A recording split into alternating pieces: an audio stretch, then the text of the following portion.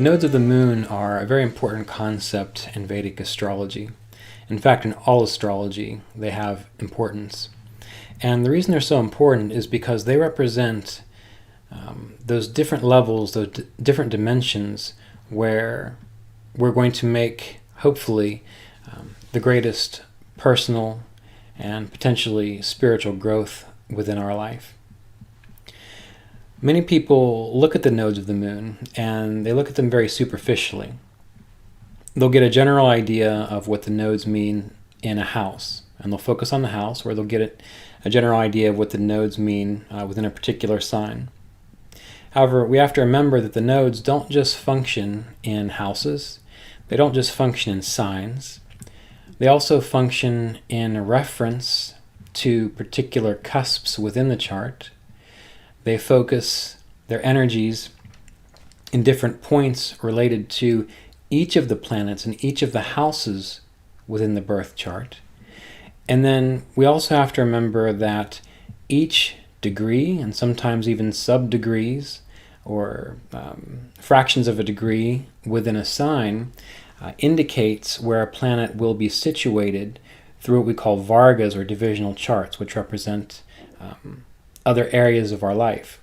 So wherever the nodes are, by degree, not just house, not just sign, and not just in relationship to the houses, the signs, the planets, or the cusps, but by degree, that will show us where each of these nodes go within each divisional chart.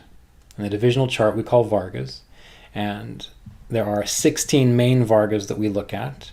They deal with things such as purpose and marriage, the D9, our relationships, children, creativity, the D7, our skills, the D27, our health, the good and bad fortunes of our body, the D30, our status, the D10, and so on. So when we're looking at the nodes, we have to remember that they're not just simply sitting in a house or in a sign.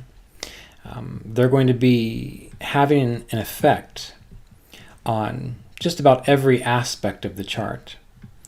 So this is why many of you ask me questions about the nodes, and I have done some videos on the nodes, some talks on the nodes, particularly related to the nodes through the houses and the nodes through, I don't think I've done the signs yet, but definitely the nodes through the houses.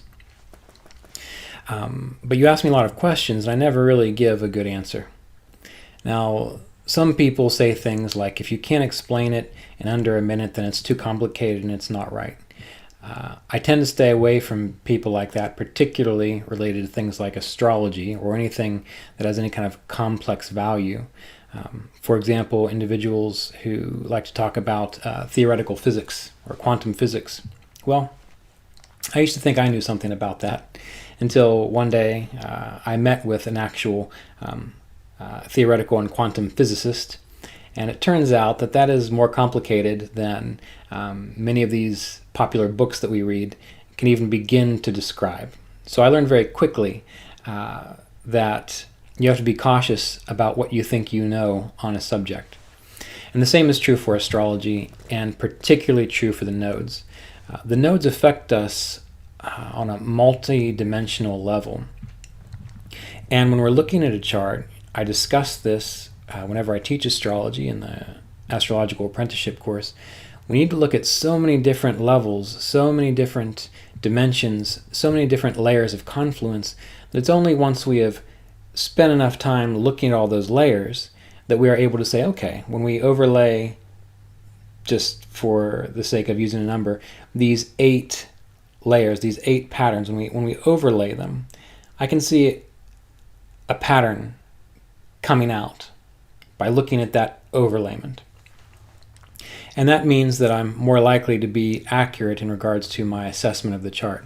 Now, if I just use one level, I might get lucky.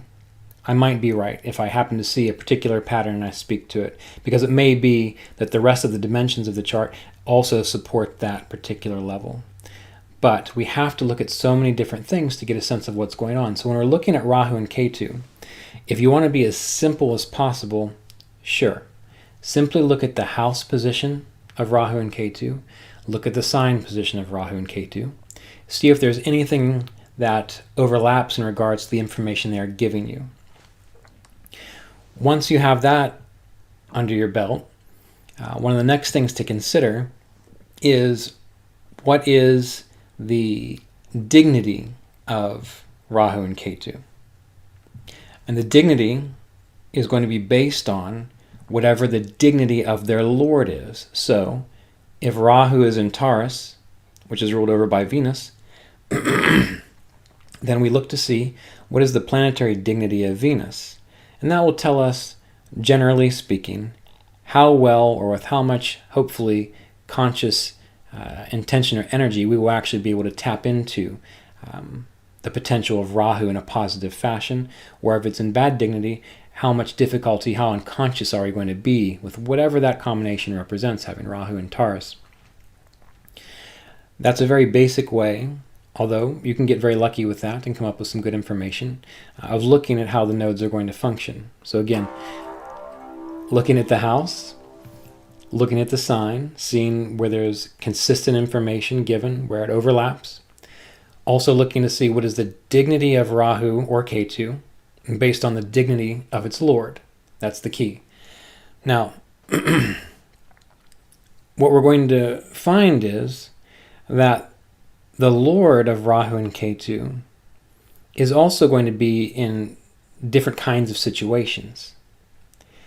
It will have particular avashtas, such as the Baladi avashtas. It will have a particular combination of Lajatati avashtas influence in it. And again, these are all things that we've discussed on this channel, and there are things that are covered in the Kriya Yoga apprenticeship course if you are interested in going into more detail with this study. Those are two other layers. We'll also find that Rahu and Ketu, they're going to be in a particular sign, which gives us information, but that sign is or isn't going to be Rashi aspected, not planetarily aspected, but Rashi aspected, sign aspected. And the extent of strength or support or fertility of that sign will also give us an indication of how powerful or how strong is that influence of Rahu or Ketu within the chart, based on the sign that it's in and the kind of support that's coming to it, or the kind of difficulty that's coming to it through Rashi aspects. Now, I'm telling you these things so that you can start doing some work exploring what are these things that I've been discussing. Maybe you already know them, and if so, then you can start contemplating how to put the puzzle pieces together. But I thought about doing this talk because, again, many of you have brought up Rahu and Ketu recently. Also, during the last visit, when we went out to visit Ernst Wilhelm and his family at Kala headquarters with a few other astrologers, Karen White, Channing Ayers, Nishi Pandit, Nicole Brenny, Laura Barat. We were all there discussing astrological things, and Rahu and Ketu came up quite often. Also, many of you have asked me why I don't talk about Rahu and Ketu in the astrology apprenticeship course until year 3. So it's a 4-year course of study. And the first year focuses on the Rashis, the signs, the houses, the bhavas, and the planets. We go into detail to get those solid in your mind and consciousness as best we can. The next year, we look at Shadbala. Then we look at the avashtas, particularly Lajatati avashtas. And thirdly, we look at the use of yogas, particularly the idea of Raj yogas and yoga breakers. And what people find is when they go through that course and they finally make it to year 3, and now we're talking about Rahu and Ketu, they have a mountain of knowledge underneath of them, or an iceberg of knowledge underneath of them, so that when they look at Rahu and Ketu, they know, with hopefully as much precision and accuracy as possible, what is going into what Rahu and Ketu is doing, because it requires a knowledge of at least all 6 of those subjects. Again, the Rashis, the Bhavas, the Grahas, Shadbala, the Avashtas, as well as the yogas that Rahu and Ketu will be involved in, what their lords will be involved in. Rahu and Ketu they're considered to be shadow planets. They're considered to be like spirits. they don't have or ghosts, they don't have a body of their own. So they can only work through a body. And the bodies in astrology are the planets. So whatever Rahu and Ketu are associated with, that is what they're working through. They're not working on their own. They're not working of their own accord. They have to work through a particular vehicle. Just like if you were possessed by a spirit, that spirit would have to use your voice, your mannerisms, your body, your body's ability to function, your mind. So the intentions will come through, but it's translated through a particular body.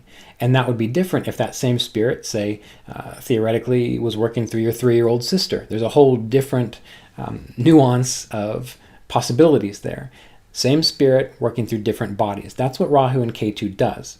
That's why when we look at Rahu and Ketu, we have to have all this other information available to us, or realized, or looked into, thought out, considered, analyzed, before we really look at Rahu and Ketu. Only then will you be able to speak to Rahu and Ketu, if you're an astrologer, in such a way that the person you're talking to doesn't say, well, yeah, those generalities do make a lot of sense, but sometimes they don't, and sometimes it doesn't work, particularly by dashas or timing, or you said this was going to happen, but it didn't.